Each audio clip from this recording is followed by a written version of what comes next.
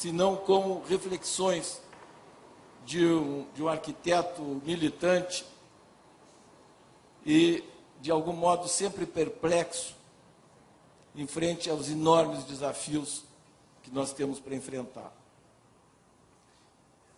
E a segunda parte que eu vou comentar será justamente sobre esses desafios, mas sobre as possibilidades. E essas possibilidades que nós temos pelas próximas décadas de ajudar a construir uma cidade que seja menos desigual, uma cidade onde as oportunidades possam ser compartilhadas mais amplamente pelo conjunto dos cidadãos. Uma cidade onde a vida urbana, as condições de interação social, de troca entre as diferenças, possa ser garantida permanentemente. Eu penso que essa questão da sustentabilidade, que está tão em foco hoje em dia, no caso das cidades, ela precisa, sobretudo, ter uma linha de reflexão sobre essa capacidade da cidade de formular o lugar, de organizar o lugar das trocas sociais, da interação, e que se opõe, obviamente, à cidade dos guetos, à cidade do isolamento, à cidade dos condomínios fechados, à cidade onde só nos relacionamos com os nossos iguais. E, nesse sentido, nesse embate, talvez o exemplo dos projetos urbanos nas favelas seja um dos instrumentos mais poderosos para ajudar a nossa reflexão.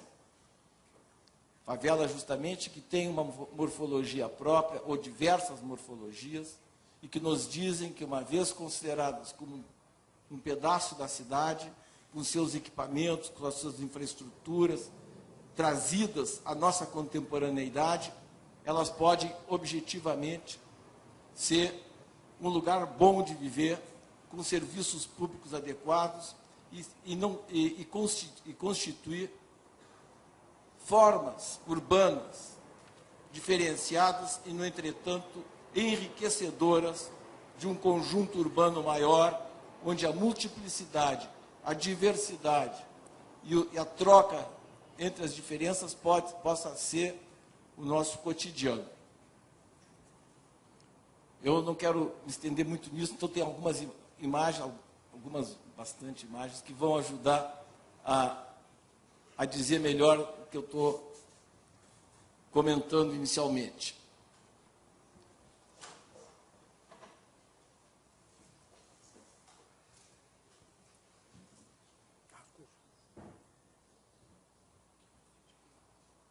Esse título, vou começar pelo título, que é tracinho no informal ali, eu acho que já mais ou menos está justificado pela própria apresentação da Marta. Eu fui rápido, eu corri ali, passei esse tracinho no informal.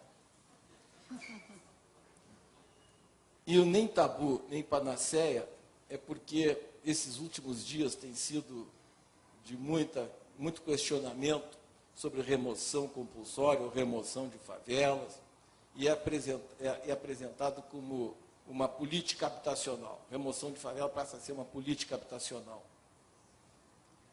Eu tenho defendido que remoção não pode ser um tabu, isto é possível, é desejável em algumas circunstâncias, é impositivo em outras que existam as remoções.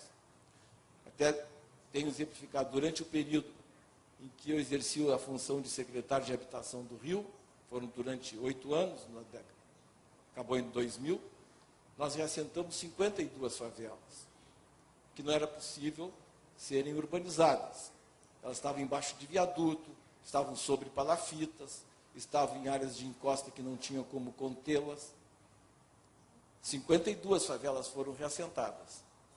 Mais de 12 mil famílias foram deslocadas.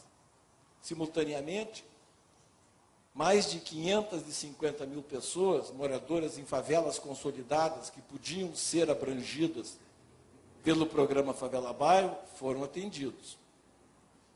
Isto é, há uma multiplicidade de aspectos que precisam ser considerados. Programas. Um deles pode ser a remoção. Obviamente, em alguns casos, como eu disse, é impositivo. Não é panaceia, porque não vai resolver efetivamente os problemas, senão só daqueles atingidos diretamente.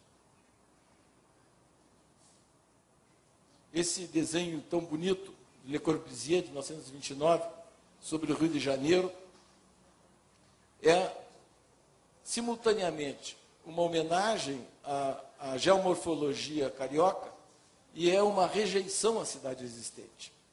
O que Le Corbusier propõe é uma outra cidade, por sobre a cidade então existente. Uma cidade em viaduto, com vários andares, sob pilotis, onde a cidade existente permanece por um certo tempo enquanto não se mobiliza a outra evidência melhor, superior, proposta por ele. A cidade dos edifícios isolados, edifícios sobre os verdes, aquela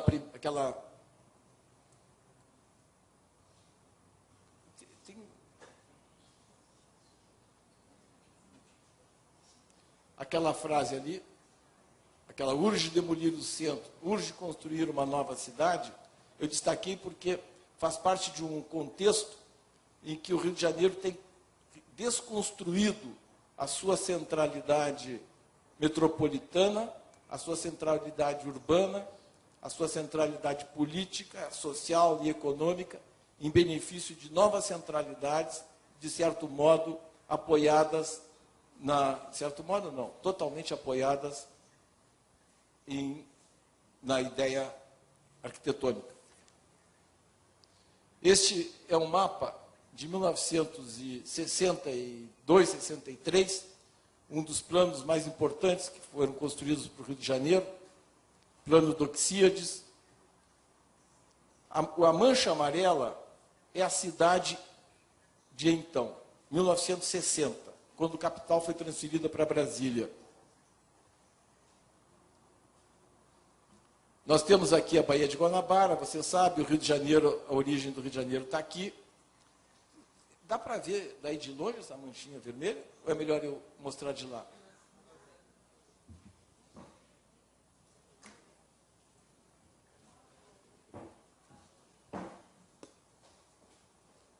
O Rio de Janeiro, nessa ocasião, aqui é o centro da cidade, aqui crescia a Zona Norte, Niterói está aqui, ó, São Gonçalo, e Doxíades, chamado para